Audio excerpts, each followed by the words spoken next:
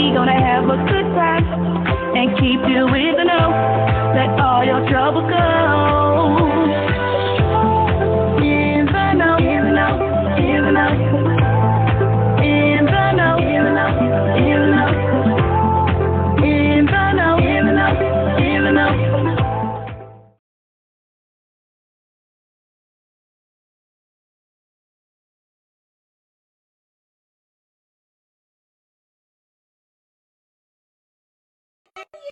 Listen, we are live in the Victory Station. My girl, my new friend, honey. My sis. Listen, this Damita Chandler. You may know her as the former Damita Haddon, but baby, it's gonna be good. So tell your friends to log on. Please. We are gonna be here for this next hour at 1 o'clock. We're gonna be catching up with sis. She's gonna be letting us know things that she has coming up, things that you can support her for and just be a part of. So buckle up, baby, because it's gonna be good. It is. It's gonna be so good, thing. But yeah, when I let go, let God. As soon as I stop worrying, worrying how the story ends, let go and let God. Yeah. And it's been the most refreshing journey, and thank God for his redemptive ability, because it's like all the time that seemingly was lost, he's like, I can fast forward that. He redeems it and get you back. Oh yeah, to get you where I had intended for you. So this is a great time. This is a great season. So I can't wait to hear. Yep, can't wait to hear. Anything in particular that you wanna? Whatever you wanna do. Okay. Whatever, however we can flow and make it do what it do. Okay. Yeah. Love it. That's one of the main things where people mess up is that you know, we have our own scripted stuff. Yeah, when you have your own plans for your life, you got your own plans, and it's like, no, like you said, when I surrender and I decide that I'm going to do what I feel that God, his plan, then it works out. Yeah. It works out. And I feel like it's a lot for me, it was a lot of unlearning, because there was a lot of things in the church community that we were taught wrong, that kind of kept us with that closed-mindedness and not allowing ourselves to really experience God and his fullness with no filter, without the filter of the church, without the filter of, oh, if you do this, this will happen. You say it this way, this one. When it's like, take that away and let's have this vertical relationship with God on your own. Try these different things yourself to see if you hear from God, and he'll be able to manifest if it is or isn't. And that is like game changer. Yeah, like such a game changer. They meant well. They meant well. Indeed. They were doing what they were taught, and they passed those rituals and those customs down to us. But the thing about it is, when you teach people to develop their own relationship with Christ, but the foundation of it, to be able to hear him clearly, is you have to go to his word. I can't go based off of what I feel in my heart. The Bible says the heart is deceitful, and I can't go by emotions and feelings, especially as women. We're very super emotional. Yeah. So the foundational concrete of everything that is that word. Yeah. Is in that word. If it doesn't line, back to the basics, and all the answers are in there. Yeah, all of the answers are in there. Like literally, I've been studying Proverbs for the last, and then my church. Here, Pastor, the rest of this month of January, we're doing Proverbs, a chapter a day, 31 chapters for 31 days, and just the first 3 chapters of Proverbs, where it just says, in this book, it will help you be successful in life if you have wisdom. Yeah. And we just kind of skip over that. We skip over that and sweep it under the rug, keep on. We're looking for something else bigger, and it's like, no, it's so simple. That's one of the part of my mantras this year is soft and slow. Slow down. Yeah. Slow down. Allow things to marinate. It can wait. Yeah. It's in this marinating and really giving full attention to the word, to whatever it is that you're doing, that you get the fullness of it. You want a testimony? Just want to make sure that we have it at a good angle so that we can talk into it. A lot of people Oh, yeah, that Because it's that Unimite, yeah. Miss Deborah asked, tell me about that. She's like, it's a Unimite, they gotta be right in it. Yes. I saw it sideways on my way. Yeah, thank you. Hi, Sherry. Okay, no wonder. Video. There we go. Video. I hope it's turned up.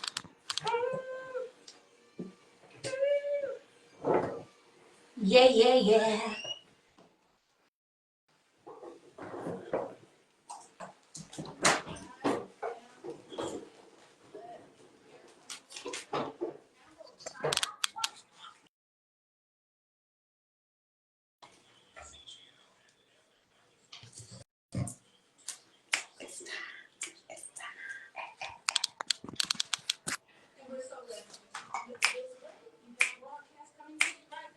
Hey, y'all.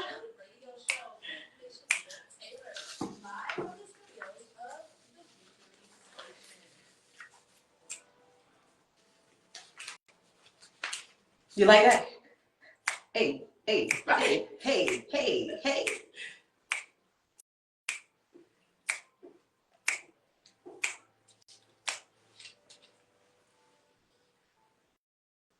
Happy New Year, everyone. I am Michellita Taylor, and you are listening to the In the Know radio station right here, In the Know radio show right here from the Victory Station. I am so excited. And I have to give a quick shout out to my brother, Mark Jules Taylor, who hit that track for me. We are creating some new music right now for the show. That way, whenever you know the show is getting ready to come on, you're going to have something nice to listen to. So stay tuned to the finished product of that on that track. But I am so glad to be back in the studio with you for me, this first Saturday of 2025. Are you excited? Are you ready to thrive? Are you ready to be a partner in fulfilling the promises that God has for you this year? Listen, today, if you're not feeling that energy, you're not feeling that positivity, it is my prayer that whenever 2 p.m. hits, that there is something that is dropped in your spirit that will cause you to shift your mindset to know that the best, it's not cliche, but the best truly is yet to come for you. So today, if you follow me on Facebook or Instagram, you know I have a jewel, okay? I have a jewel in the station right here today with me, and I'm so excited. I want to honor her. I told her earlier before we started that her music, it just took me down memory lane, and it really helped me, as most songs do. It helps us to grow. It helps us to be able to look at life in a different way. You know, music is the soundtrack of our lives, and it's those types of songs that can help bring healing, can bring wholeness, can help bring clarity. And so today we're going to catch up with our sis and see what it is that she has going on. So without further ado, my friend, the Damita Chandler, who was born Damita Dawn Bass. Yeah. On September 4th, I'm not going to give the year. Don't silly. I'm not silly. But she was born in Detroit, Michigan. Okay. Hey, shout out to Detroit, Michigan. I don't know what kind of weather y'all having right now. It's a little chilly here. But baby, God bless you. Damita has an identical sister, Margarita Smith. Is she still Smith? She is. Margarita Smith, gorgeous, just like her sister. Damita's musical influences came from both her father and mother, and Damita and her sister formed a female a cappella group called Adoration and Praise in the early 1990s. Damita and her group were asked to sign their first record deal with gospel record label TM Records, run by Tim Harris and Tanya Harris out of Indianapolis, Indiana. In 1991, Damita released her first record and made her entrance into the gospel industry professionally with her group Adoration and Praise. The record, entitled Time Is Running Out, was produced by longtime friend Aaron Lindsay, shout out to Aaron, and Alan Abraham. The album went on to receive multiple Stellar Award nominations.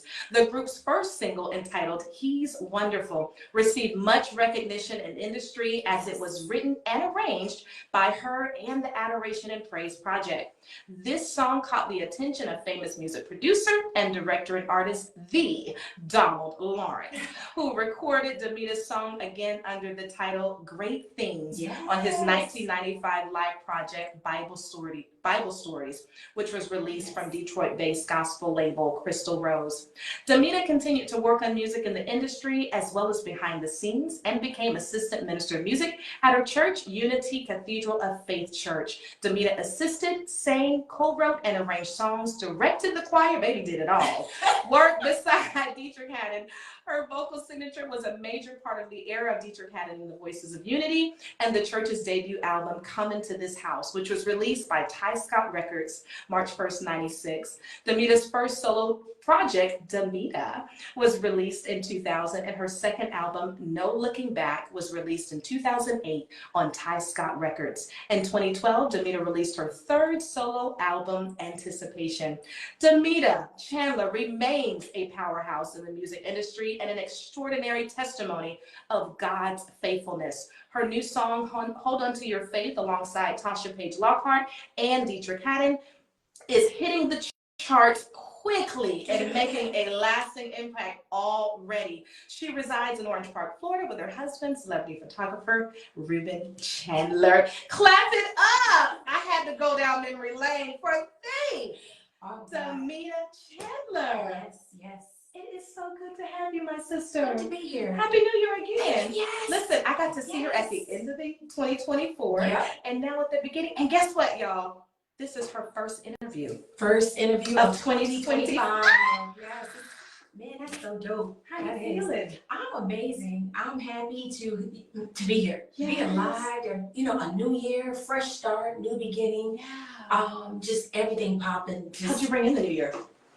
I was in California. Okay. In Sacramento, Stockton, California, and we shouted. So of course it was West Coast, so it was 3 hours behind. So I celebrated New Year's twice. Yes. Of course, on East Coast time and on West Coast time. But it was incredible. I watched my first sunrise in 2025. I made sure I got up and just was like every day want to embrace just life and be thankful every single day. I love that. And that's something I started doing probably about 10 years ago on my birthday. I made it a point.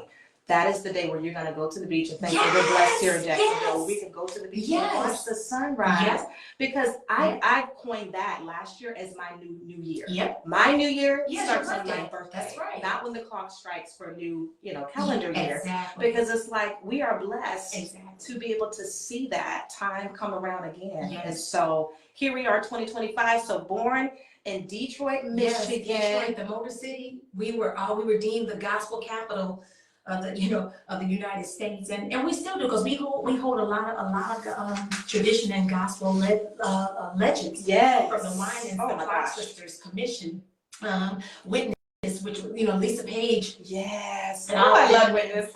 I can't take it back. And even though Rance Allen isn't from Detroit, he's only 45 minutes. So we took him, and so many great gospel artists come out of Detroit, Michigan. Myself and Dietrich and the entire family, and the offsprings from the Clarks, and the offsprings from the Winans. And it was just something else to live in a city like that where so much gospel music. On Friday nights on musicals, you could see anybody from the gospel industry, from James Moore, oh my goodness, to John B. Keane, to Thomas Whitfield, and I mean, it was all the greats. Yes, all the greats. What is your earliest memory of gospel music in your home? Ooh, I remember my sister and I don't even remember what age it was, but my mother would play gospel music. She would play James Cleveland, the records, in the house, and we would get the brush, and we would she would just fill the house with gospel music, and my mom would sing, and then she was a choir director, and so just going to church and being able to cultivate our gift and develop my ear in music. So at a very young age, as far as I can remember, gospel music has always been a part of my life. When do you feel like you had that ear? Because for me, the ear came a little late for me. I remember. I love to sing. Like you, I grew up in a home where music was always played, especially those Saturday mornings when it's time to clean, baby. You forget what day it is, but you hear that music blast, and you're like, oh, it's Saturday morning. There it is, time to clean. But I was in, I think I was in high school. Okay. Was that high school? Yeah, it was high school when I learned how to harmonize in here. And it was this song, Eye on the Sparrow, Sister Act 2. Yes. a girl, Lauren Hill, Yes. and it was my pink friend. I call her name was Michelle. My name is Michellita. One of my dear friends who knew music so well, locked down the harmonies, locked it, and I just could not get it. We had a talent show at my church, and we were just committed to doing. I can't hear the harmony. It was right before we went up there to sing that song. That something just clicked. Wow, that's God. And I was like, oh, there's the lock in. There's the lock in key for that harmony. When do you feel like you was able to tap into that? To be honest with you, it was something that I've always had.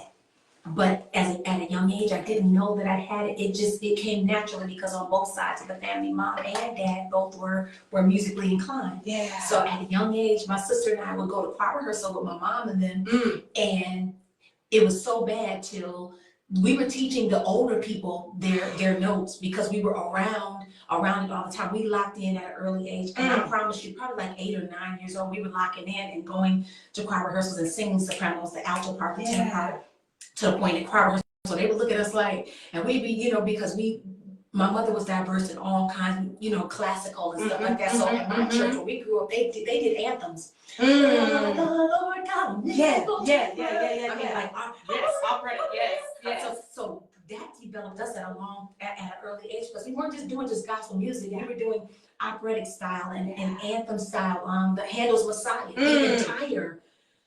Our church every year did the entire Handel's Messiah, and it's very intricate. Those parts. Yes. You're doing different notes and you're moving at different times. And so we were around that 8, 9, 10, growing up all of our entire life. So but we didn't know that we had locked in, but we were already locked in at that age. But we finally realized probably around 15. Okay. Around 15 years of age, we started knowing because we started, oh wow, this is because other people, like you said, weren't getting it. We were trying to say, what is wrong? Like, can't you hear it? Yes. Yeah, can't you hear that? You sharp, you flat, you off. Exactly. So we realized, wow, we've been doing this for a long time, I don't want to say take it for granted, right? Because we just assume everybody, especially black people, all black people, right? We know how to clap those feet. You should know how to harmonize. So at an early age, around 8 or 9, we were already doing it. And it sounds like you guys had developed early a level of discipline as well. Yeah. Because in the spirit of excellence. Yeah. You didn't it sounds like your parents too probably didn't let that go. Yeah. My sister in love, shout out to her, Corey Taylor in Detroit, Michigan. When it comes to those notes, baby, come up. Yeah. Open that mouth, drop that jump. Like it's so the technicality behind producing the music. It's worth it. Yes. And it's developing those good habits so that anytime you have to sing anything, absolutely, the accuracy of it and the pleasantry of it as well will be produced. Yeah, if you're interested in music and you grew up in a church, do not take it for granted. Get in that choir. Yes. My mother was a choir director and she taught notes. My aunts and them and all of the different, they were great people. They were legends in our church. Elaine Matthews, one of the most, she reminds you of Tremaine Hawkins, beautiful, slim, dark, beautiful smile, but they taught music like it was like nobody's business. Cheryl Johnson, I mean, we had a young lady, Joanne Hartnett. She was our Whitney Houston, and I promise you to this day, the woman, and just we learned from them, and we would sit and we would just be like, and we would, I wouldn't say mimic, but we wanted to be like them, and we learned how to direct the choir. I started directing choirs, at 12 years of age, teaching notes and carrying on. So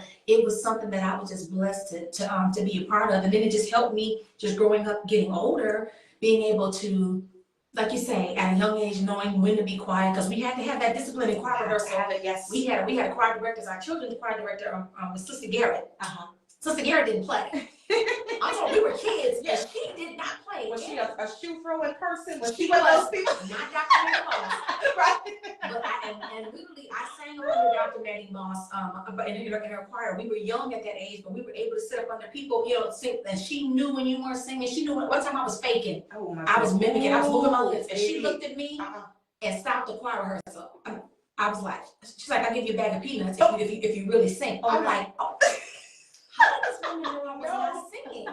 But she trained us and we learned, and you know, my group adoration and praise, she would put us up to sing and sing again, because they call us the baby Clark sisters. So I mean, the heritage, and just I've been blessed. It's nothing but God that put. I'm glad I was born into the family I was born into, and that He placed me in the city that I was placed in, and the people and the surroundings, and the good and the bad, everything. It all worked for my good. I love it. And I have nothing to complain about. Everything wasn't pretty, but I cannot complain. And we're grateful. I'm We are grateful. grateful for Yes. you being born in that family and for the gift that was produced and has continued to mature over the years. Just as you're talking, it gives me that hunger again for that. Yes. Because it is a different time. We talked off air about how choirs aren't as prevalent anymore. We love the praise teams. We love it. I'm ready for the choir. We love mine, but they're like you said, that the history, the heritage, the richness, the ownership of that type of music, and the power that comes from it as well, that does truly change lives. It's something that we need more, and hopefully we'll see more integration of that, because I feel like everything kind of comes back around full circle. There's a different era for this, just like clothes. That was in style then, and okay, this is what's that. And so I'm hoping that there will be a resurgence of that. I mean, there are still choirs that are around, and we thank God for them, but just in terms of the attention in this new uprising and this new generation, and hopefully, we might see Damita directing the choir too. I mean, would y'all like to see that? I mean, a citywide choir, outreach. I don't know, just something. I'm just saying. Now, what school did you go to in Detroit? Which one? Which school we talking about? In high school, I went to McKenzie High School, and out of that high school, we had Vanessa Bell Armstrong went to my high school. Oh, wow. A lot of the gospel artists went to, I'm not going to mention the name of that high school because I'm not giving y'all no shout out. But we had a lot of, I went to McKenzie High, and then graduated from there, and did a lot of different community college courses that I took, just to kind of put some things under my belt. But I really couldn't stay in school long, because immediately I went right on tour. I went out of high school on tour with theatrical stage play called Mama Don't. That was written by the first, he was here, but before there was Tyler Perry, there was Michael Matthews. Okay. Michael Matthews was one of the first ones that did one of the gospel plays that hit the country by storm. And you had the Clark sisters was in it. You had Rance Allen was in it. You had Akusu Abusia, who played Nettie from The Color Purple. She was in it. You had William Pugh that played on RoboCop. And at a young age, I was able to go on tour and experience the world in a different genre, or experience God and the gospel in a different genre, where it was outside of the four walls of the church. But now we're ministering to people in theaters. I love that. People that weren't saved. That was church. This wasn't a church gathering, and I watched the hand of God move in a different setting that taught me how to be able to not just sing the gospel and minister to people in the church, but I learned how to minister to people in the world. And it put me in front of great legends, and man, I love those tracks and those journeys, and even sometimes doing it, I don't like to say do it afraid, but we bring God with us, because it's uncharted territory, and there are things that He teaches us in that, like you said, I need your lens to be different now. I need you to be able to see this differently, so you can be a little bit more touchable to this audience, because that audience is going to be able to share to another audience what they just experienced through you. So taking that, discomfort out of the picture, but God, He's omniscient. He's omnipresent. He lives within us, and He wants others to be able to experience that type of God in those different settings. So you went on, you traveled. Baby, she was acting and singing, honey, and then she has her own album came out. Your first album came out, your solo project in 2000, entitled Damita. Yes, it was a scary thing. It was a scary thing, because I'm so used to singing with groups and choirs and people. And I was gonna say, it didn't sound like it, because honey, that album I think is my favorite. Oh my God. I think that is my favorite album. I don't know if this is the time of my life where I could resonate with you with that, but man, it was uncomfortable for me. It was very uncomfortable. Coming out of Detroit and the Voices of Unity, we had toured and rocked so much till that was my safe place. Behind the scenes, locking in, arrangements, writing. blending in. I was comfortable blending in. I did not like the spotlight. And we prefer that. Yeah, I didn't like the spotlight. I did not want to be out by myself. Come on, everybody, let's go, everybody. Would you say me? I'm like, I can do it. I can do my solo stuff with I want to do it with everybody else. I didn't want to be by myself.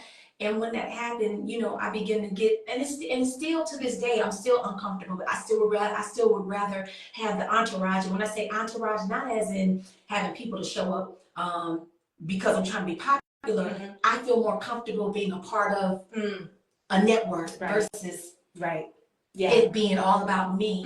You know, because that's a lot of responsibility. That's a weight that you have to carry when you are the one that people are looking to and looking for to show up to bring something. I'm like, no, everybody, let's bring something to the everybody bring they good dish. But you know, it's people like you though that I just see how God he knows he can trust you. Yeah, because you do prefer to be in the group. Yeah. But he says, because that is your preference, I know I can trust you out in the front to do the full work that I have for you. Because you know it's not of your own strength. You're right. You are literally standing on the shoulders of God and say, okay, God, let's go. But what's crazy is this, and this is how the setup came for me to where God had to push me into doing into the solo thing, because I'm so used to just being with, you know, the group and whatever, and my ex would always, you know, DJ would always push me out in the forefront and stuff like that. And one day we had been called to do a birthday party for a secular president of what do you call it, record label for Atlantic Records. It was his birthday, the president at that time, his birthday party. So VOU, we went and we're singing, and DJ calls me out there to do my song, and we're just going to, and afterwards they wanted to sign you. And that was my very first record deal by singing with the group, the president of the label at that time. And now, mind you, at that label, they didn't have a gospel. There was no gospel division. There was no gospel division. You inspired that. There was no gospel division at Atlantic Records. And so they had to develop, well, they didn't have to, but they decided to develop a gospel section of Atlantic Records. And it was me, POD was on there, which was a rap group, a contemporary rock / rap group. And I think there was like maybe 2 more other artists on that label.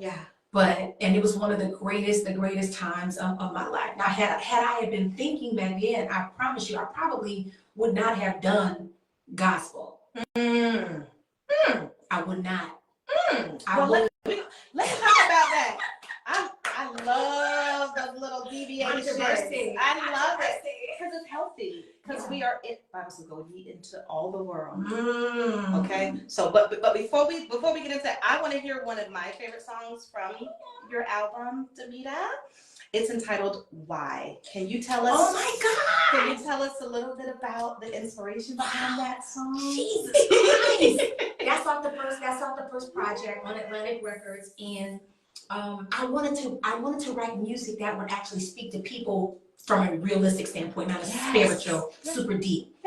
Oh, we lift you up, we glorify you. Come on, y'all, stop. No, people, when you finish that, life is hard. And I thought, I'm a stickler to talk about relationships. Yes. And so this particular song was talking about that. Why did you do it? Why did you give your love to someone else when they don't love you? And so I always talk from a standpoint from relationship, but also from God to you. I don't know why I always do songs that talk about not from us to God, but I always think, what would God be saying to us? He's saying, why would you do it? Why would you give your love to someone else when they don't love you? Like, I'm the one. Did you do it for the money? Did you do it for the fame? Songs that make you think, that provoke thought and thoughts in you. So So here is Damita's "Why." I love it. It's like when the beat drop, I just be like, oh my God! And you can tell when you hear it, you can hear the influence of just like R&B. Absolutely, that era, baby, in Vogue, SWV, like Brandy, all of that. And that was the best.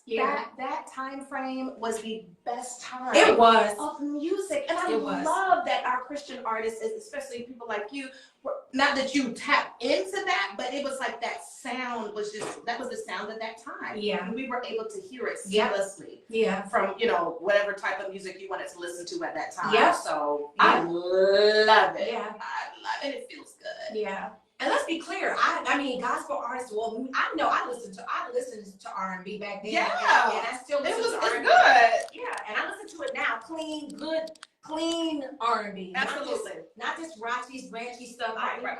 But back then you had Faith Evans. Come on. You had Mary J, who had great music. You had Deborah so Cox, many Deborah Cox, baby. to me, you know, and all of those, and I love Janet Jackson, her harmonies, where that soft, where you get to that soft vocal. So I incorporated all of that, especially with the gospel, with my gospel female artists. So my gospel female artist inspirations were Vicki Winans, Vanessa Bell Armstrong, Lisa Page, Tremaine Hawkins.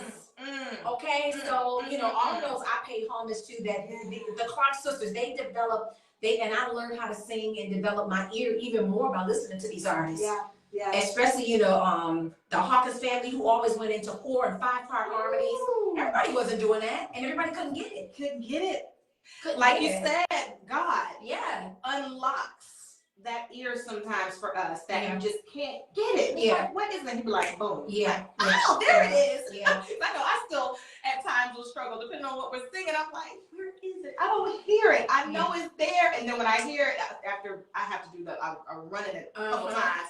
Then it's like, okay, now I got it. I feel that with the confidence to sing it. But man, I love that. Oh man. But it's crazy how things just come full circle, how everything now in my musical life is coming back full circle to the beginning. And it's exciting just to kind of watch what God is doing. Like you said. That's gonna be coming? Oh yeah. I'm working on a live recording now.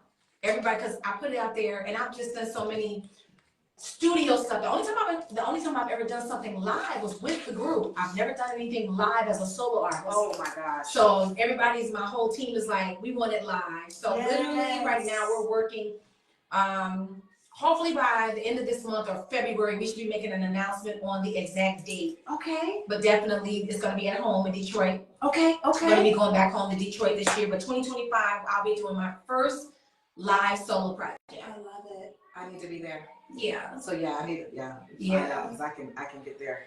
Of course, I'm still gonna do my studio stuff because I love my studio stuff. I got songs I'll be doing from Eric Dawkins has a song. Of course, Tim and Bob. I have to stick with my Tim and Bob, and prayerfully I can get Dietrich to do another song. Okay. So we'll see. I love it. Let's see it here. We need it. Yeah, we needed that sound. The sound that has been missing. Yeah, it is.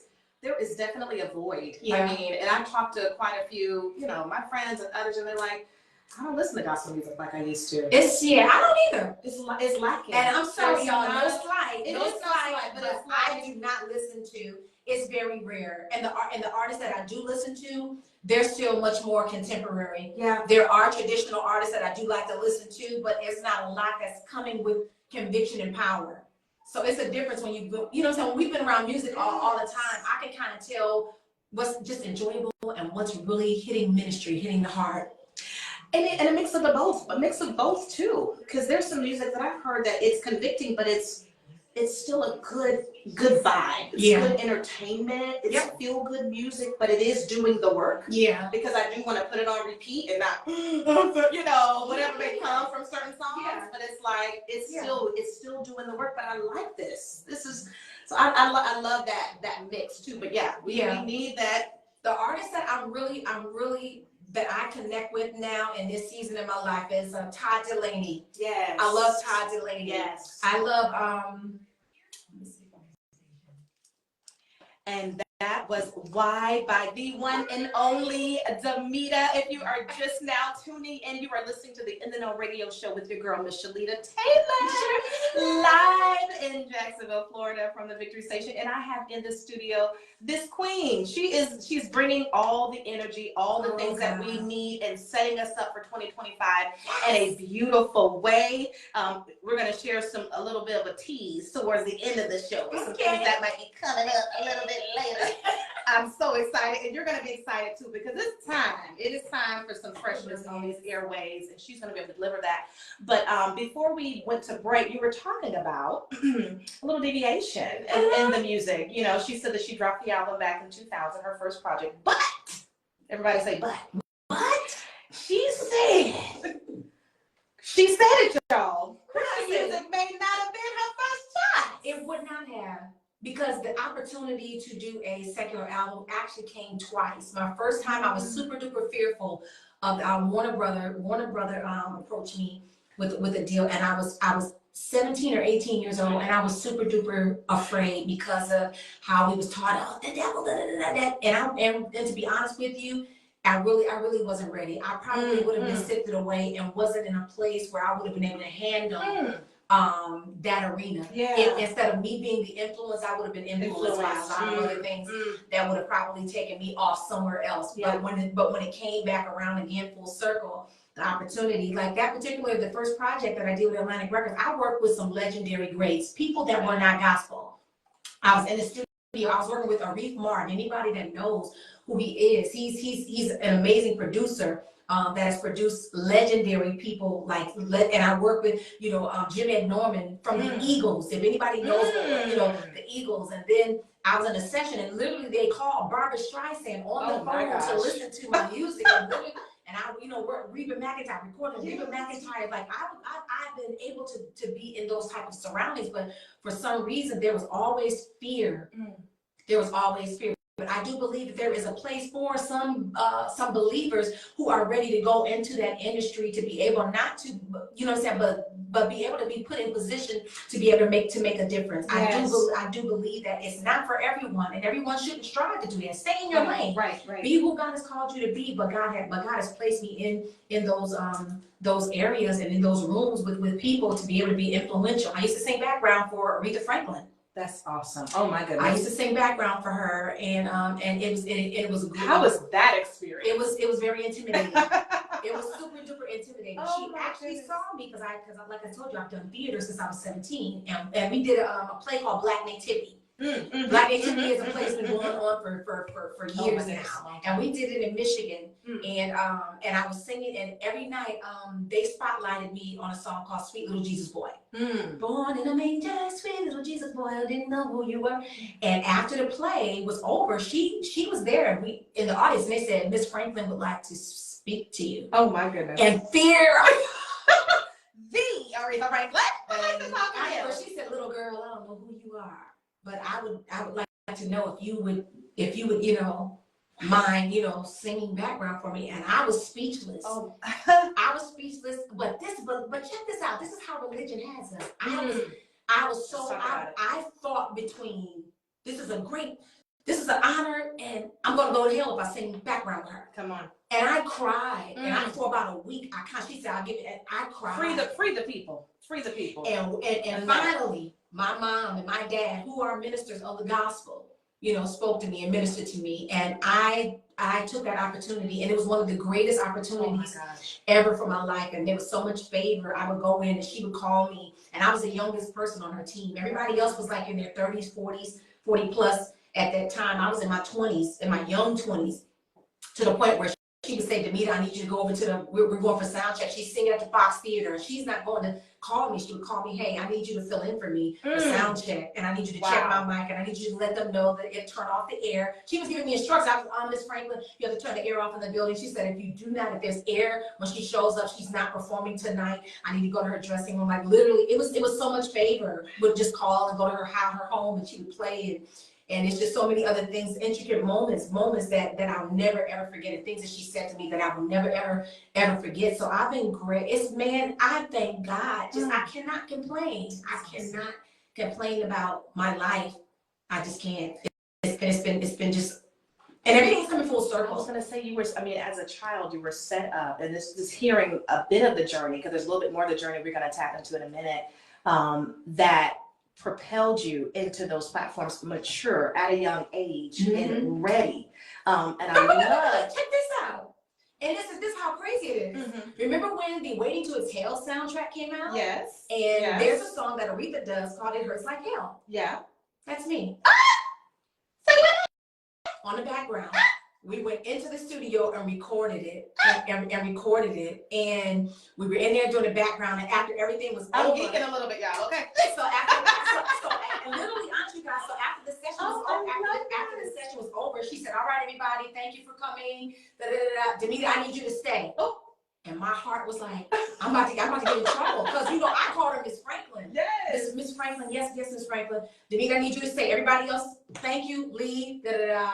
And after everybody left, she told the engineer, get rid of all those vocals.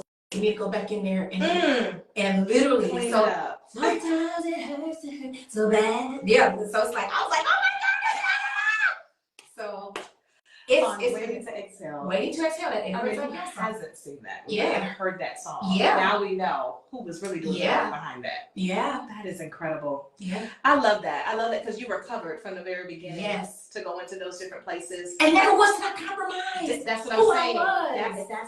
That's why God They knew what I trusted you. stood for. Exactly. Which is what makes it okay, because I'm sure there's some people that struggle with that all the time. And God is like, I'm with you. Yeah. Go, and if it's not for you, the door will close. If there's something, if you're in harm's way, I'm gonna make sure You ain't got to smoke weed. Period. You ain't got to go to the strip parties. You don't have to do any of that. Yeah. God, you're already in. God has already opened the door for you to be in certain places around certain people. And in this season, God is repositioning us. Come on. He's repositioning some people, and even some people that have failed, that messed up, and they compromised, and they totally just blew the opportunity. I'm telling you now that this is the season, this is the year that God is going to reposition, and those doors are going to open again, and you're going to have another chance because we serve a God that's merciful and graceful and don't hold things against you. But He said that He's a God of forgiveness, and that He's going to present these opportunities back because it's really not about you. It's about the calling, the assignment that He's placed inside of you. So get ready. So get ready for these platforms that God is sending you back on again now. Not just for you to go in here and influence people, but so that you can become a gatekeeper, so that you can make change. Right. That word was for you. I'm about to cry. I'm like, okay, I feel like this is becoming personal. Yes. My God. Yes. Because there are some things because there are some opportunities and some things God is calling for you to be a game changer. Jesus. The door, a gatekeeper. There are ideas and things that you've seen, that you've been involved in, that God has said, no, that's a part of what you're supposed to be doing as well. Because there's more room, there's room. These people are the only people that can do exactly what He's placed inside of you. Wow. They had the opportunity at that time, but now you have the influence. So run with it. All right. Let me get my tissue. I'm about to cry.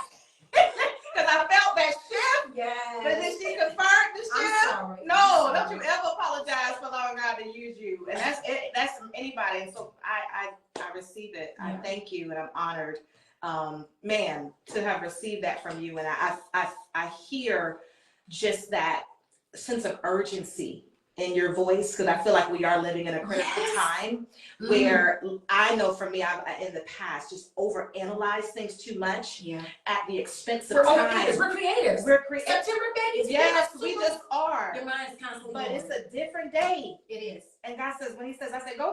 Like, time. 1, 2, 3, 4, 5, go. It's time. Let's do it, because life is so short. It's so brief.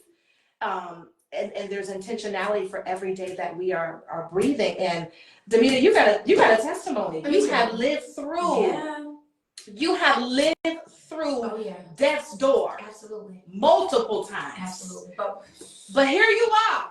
When the hand of God is on your life, when the hand of God is on your life, no attack, no weapon that is formed. See, the weapon is going to happen. Yeah. We be complaining about the weapon, but you already said that it was going to be formed. Right. But it will not prosper. That's how you know when the hand of God is on you. I attack after attack after attack after attack, but I stand on God's word. And not only that, I'm not perfect, but I do my best not to leave any room for the devil to give him any legal grounds, any legal access to my life. And there are some people that have tried to come and do things, and it looks like sometimes some things are going to work, but it's not going to work. Because I'm here to tell you that you are not more powerful. Your weapon and your agenda is not more powerful than God's plan. Right. And I constantly put on there's no plan, there's no attack or anything that can supersede the plan and the will of God for your life. There's nothing the devil can do that can supersede the will and the plan of God for your life. You can try whatever you want. You can do whatever you want. He may try to attack you with cancer. I dealt with that. I dealt with that for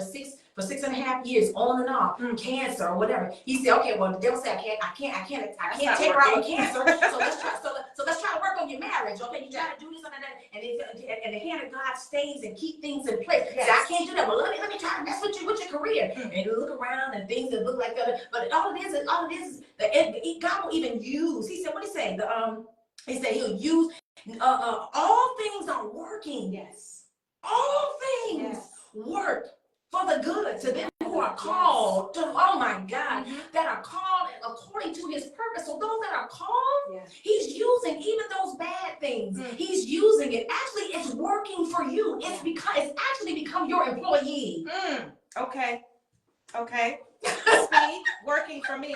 You're working for me. I get to tell it. You're working for me. What to do. You're working for me. And when it thinks that it's sabotaging, you know it's actually working for me, because what you're doing is you're empowering me. You're causing the anointing to increase on my life. You don't even know it. If you knew what you were doing, you're causing the anointing to, and you're causing wisdom to increase in my life. You're causing a meekness to increase. You're causing the fruits to be matured and manifested in my life in this season. And we have to be in a place where we allow God to work on us in those seasons, because we can sabotage that. We start complaining, which is why he also said, count it all joy. Count it all joy. When you are faced with diverse temptation, knowing that the trying of your patience. faith works that patience. Yeah, and I patience, it will do its I perfect struggled work. in that area. Man. I struggled in patience. And every now and then hurry up. We still in this storm.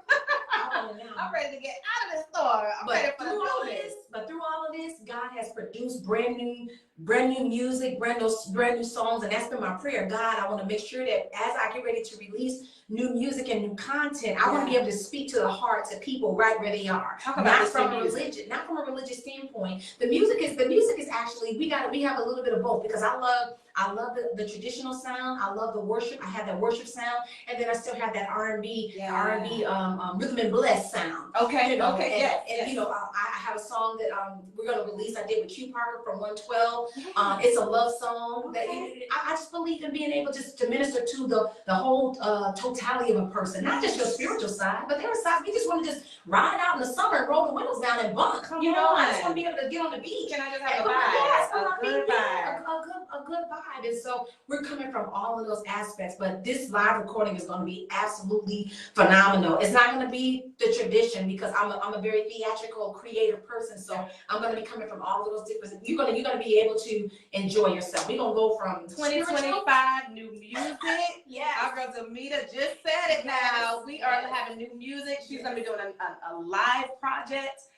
Information about that will be forthcoming. You're going to find out about it on the In the Know Radio show and beyond. But tell us about this new song that you did with Tasha and Dietrich. Yes, Hold On to Your Faith. Hold On to Your Faith. I wrote that years ago. Actually, we recorded it on the second BOU project, on the Legal Life project.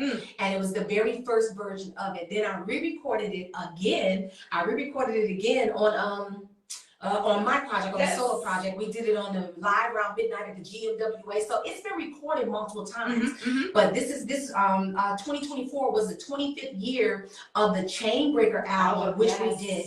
And so Dietrich went back in the studio and recreated those songs that we did. And Hold On to Your Faith, he called me and was like, he said that the Lord told him that this song would be the single. And so he was like, will you do it? I was like, dude, come on.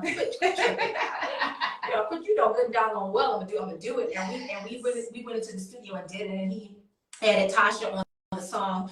And so we're just, this 2025 is good. We're ready to turn up. Prayerfully, Ty Scott and ready to put the heat to it. We can do a radio promotional tour, and the video came out. The music video, so high. You can see I need that jacket, by the way. We're gonna talk about that another time.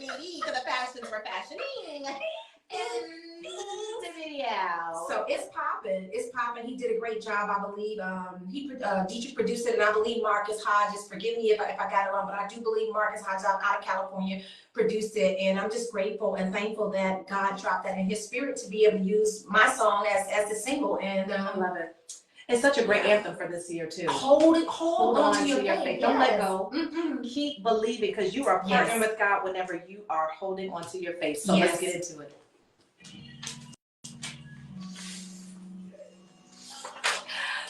So who came up with the concept of the video? Dietrich. Wow. Dietrich. I loved it. Yeah. It was so touchable because that's where we go. That's where we hang out. Yeah. Man, that jacket was hot. Yeah. Oh, baby. I love it. I love mixed prints. Yeah. On dusters, but it was actually one of the stylists there in LA. She came up with, they come with a whole rack. I was like, yes.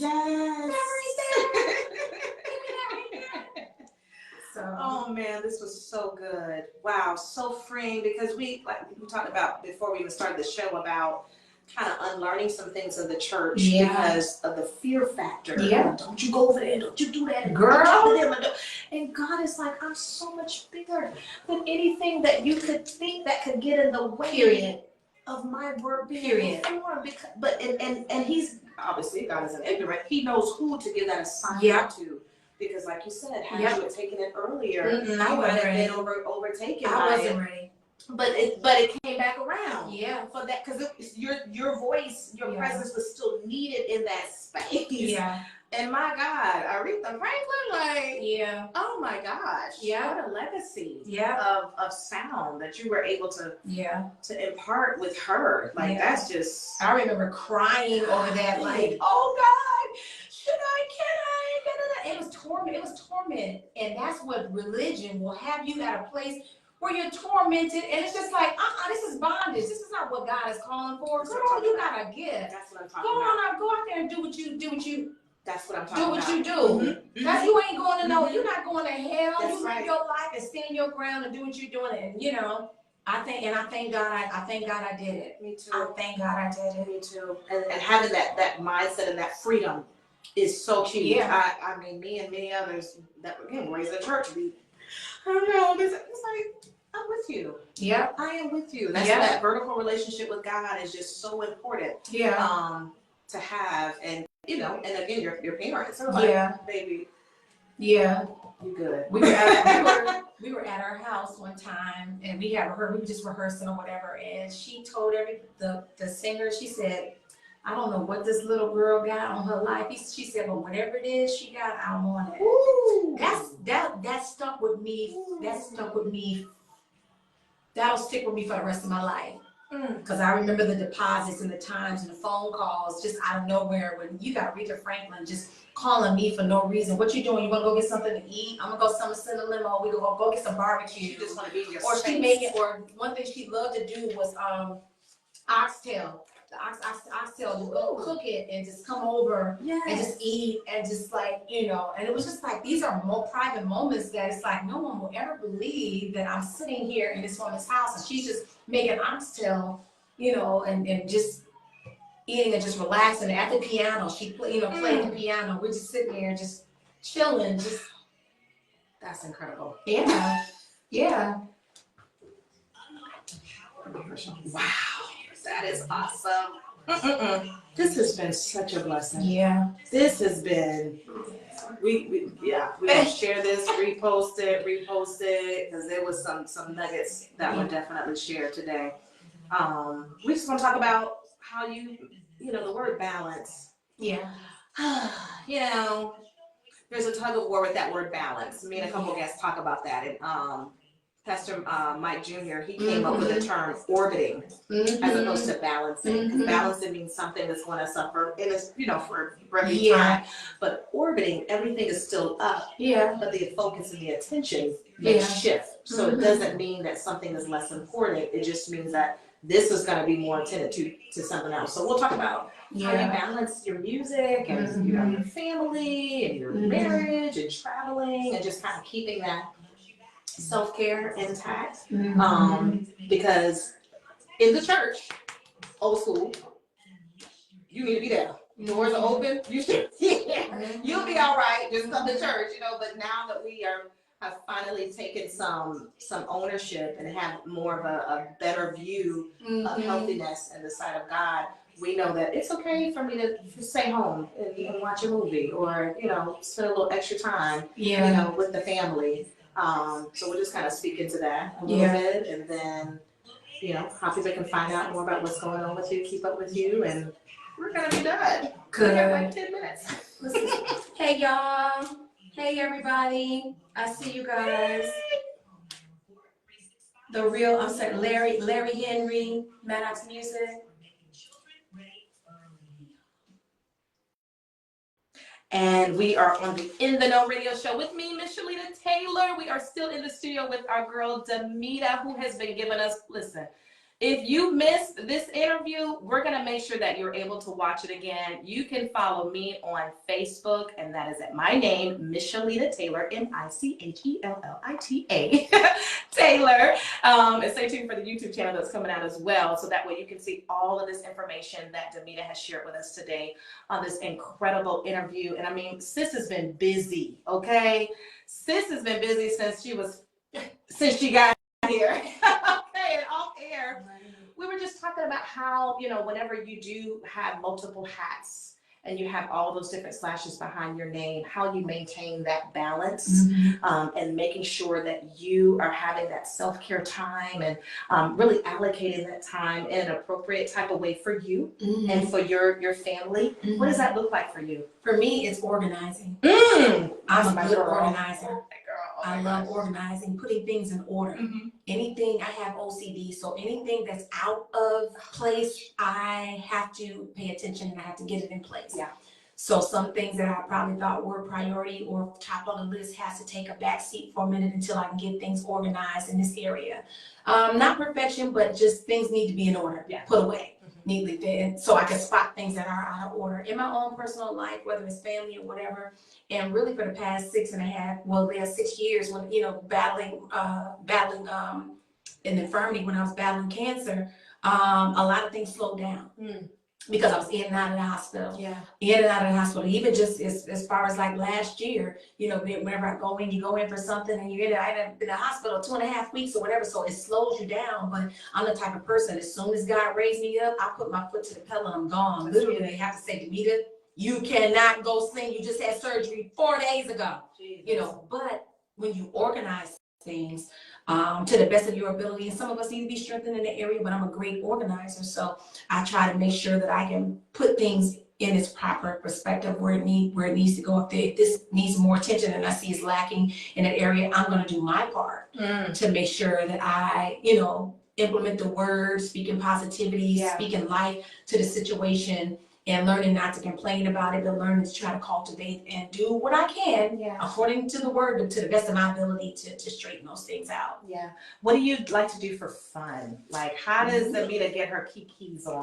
Man, I love to go out, especially when the weather is warm. I love shopping, which all women do. I love shopping. I love roller skating. I'm a foodie, so I love to eat. Regular roller skating, roller blades? Regular roller skating. Okay. We've been in Detroit, that's what we do. Okay. In Detroit, we roller skate. So you get fancy, the backward, the rubber leg, the back. Okay. Yes. That's from a young age. Dad put skates on us, and that's what we did growing up.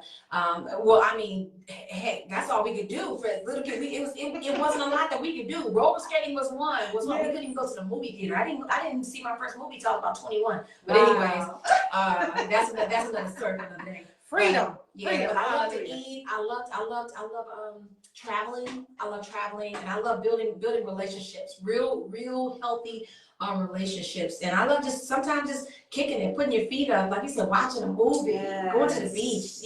Living in Florida has been my zen. It has been my wusa. And whenever I would come back from chemo, I would go to the beach and relax and just listen to the water and listen to the waves. And of course, I learned the hard way, and I couldn't be in the sun, so I would get my tent and I would just sit out and just relax. So now I take my time to relax a lot.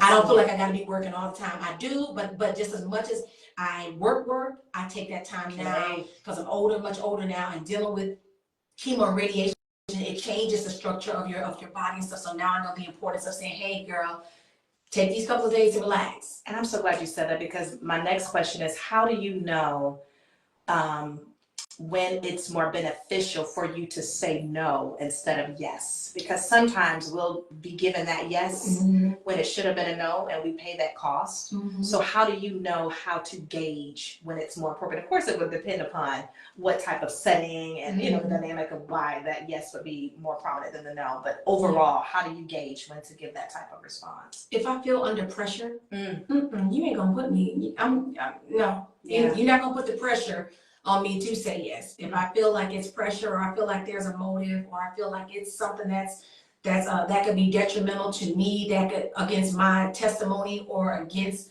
what I'm standing for, I'm not gonna do it. I'm not gonna do it. I'll support you some other way, but I will not put myself in that situation anymore. Yeah. Or feeling like I need to do it because this is an opportunity, or I need to do it because I need the money, or I need to do it. I don't do those things anymore. I'm just like, what's for me is for me, and where God assigned me is where I wanna be. And if it's not productive or whatever, it's like, you know, sometimes I don't feel like I'm losing an opportunity. I feel like God will open up something else. Yes. And I don't need you to feel like you're that key or that door. God will use anything. He'll use a donkey. So you're not the Yeah, I feel like that value that you've placed on yourself, because I resonate with that so much. I feel like there were times in my life where I said yes and it should have been a no, and I paid the cost. Whether it was my peace, you know, whether it was finances, whether it was a lost opportunity because I over obligated myself, you know, and it was like, now you need to embrace those empty spaces. You need to slow down. Like, that is my soft and slow. That's not one, a couple of phrases. It was soft and slow, so that whatever it is that God intends for that space, if anything, has room to occupy. Because sometimes, again, that yes is so expensive. It takes a lot of time to kind of recoup what you paid for what could have been a simple no. Yeah. For prime example, I've been in Jacksonville for 3 years, and I know a lot of ministries here in the city, and a lot of them I've been to, and some people, you know, some I have a relationship with or whatever. And I just felt like at the time, you know, I made a post. I was like, you know, I've been here for 3 years and I still haven't found a ministry to sell in. No slight or no shade to anybody, but just in the season that I'm in, I'm looking for something. And I was looking for a ministry that first of all, number one, I'm needed. That what I have and what I carry, there's room for it.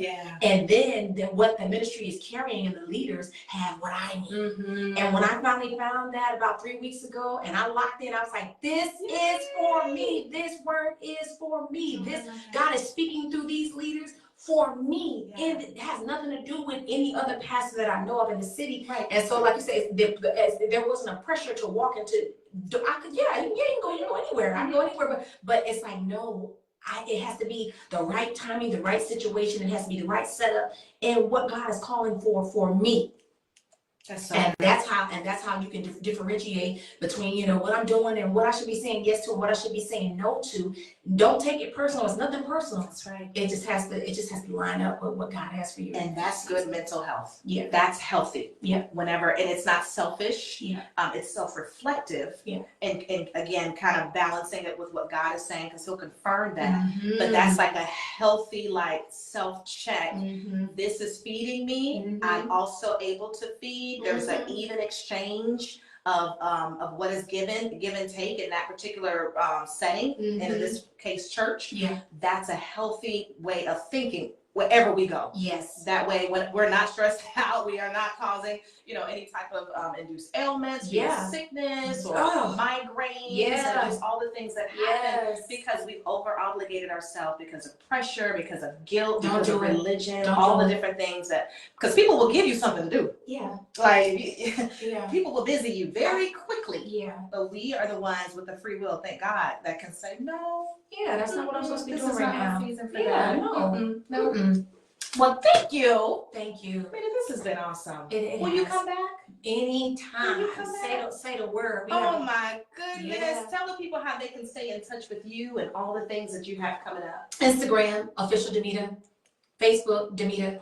Everything is tied in. LinkedIn, inbox me, find me some kind of way, and that is it's very simple. I'm like no drama, no easy. We ain't doing superstar stuff. You gotta go to my agent, and then after my agent, the secretary. I'm like, what? Like, no. Because listen, everyone. everybody. I saw sis at an event. Shout out to Kiss My Grits, Sister Chandra over there, Lady C, who's doing over there. Check them out. Sister, thanks for DJ Will for inviting me, man. Will, all of you guys. I said I'm gonna shoot my shot. Listen, will you be on my show? Sis said if I'm in town, it's a yes. It was a yes, and so I just thank you so much for gracing us for having me for this first interview 2025. Well, listen, guys, you have to listen to the In the Know radio show. It's only going to get better, okay? This is just the first show of the year. Make sure you tune in every Saturday from 1 to 2 p.m. We are live here in the Victory Station. Hey, feel free to give us a call sometime as well if you have questions or you need more information about things that we have going on. That's 904-766-9285. You can keep up with me on my website at tailormadevoices.com, or you can follow me on Facebook, and that's at Michellita Taylor. Have an incredible Saturday. We love you guys, and we'll see you next week. Hey.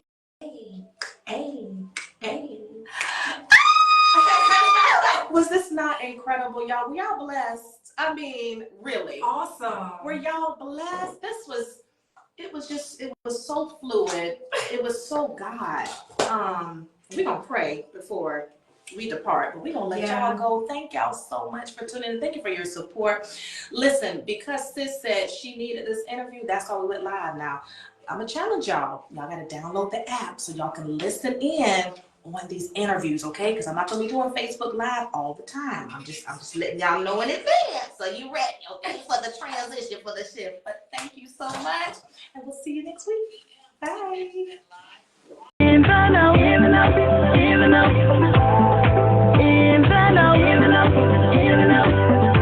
This is a place to be. Turn your radio station to Victory, where the Spirit of the Lord is liberty. Tune in to the station that will set you free. We going up right now. Please tune in. Don't touch that dial. We so blessed, and you wanna know how? Not talking. We just